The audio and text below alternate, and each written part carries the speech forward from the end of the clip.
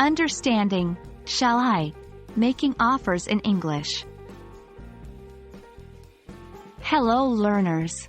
Today, we are going to delve into a very interesting and useful part of English language learning, making offers using shall I. This phrase can help you sound more polite and sophisticated in your conversations. So, let's get started and make your English conversations even better. When you hear or see the phrase, shall I, it is usually followed by a verb, forming a question. This structure is used when the speaker wants to suggest doing something to help or assist the person they are speaking to. It's a polite way of making an offer. For example, shall I open the window? Shall I make some tea? In these examples, the speaker is offering to open the window or make tea, respectively.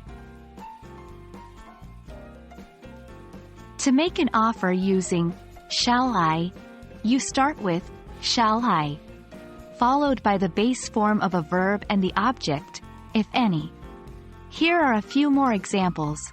Shall I carry your bags? Offering help. Shall I call a taxi? Offering to do something. Remember, these sentences always end with a question mark because you are asking if the other person wants you to do the action.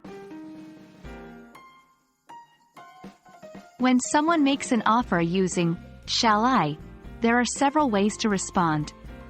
You could accept the offer, refuse it politely, or suggest something different. Here are a few examples. Yes, please. Accepting the offer. No, thank you. Politely refusing the offer. Actually, could you? Suggesting something different. For example, shall I help you with your homework? Yes, please. Shall I order pizza for dinner? No, thank you. I'm not in the mood for pizza today. Shall I bring the car around? Actually, could you take the dog for a walk instead? And there you have it, folks. We hope this video helped you understand the use of shall I in making offers in English. Remember, practice makes perfect. Try using shall I in your daily conversations to make polite offers. Thank you for joining us, and we look forward to helping you with your English learning journey in our next video. Happy learning!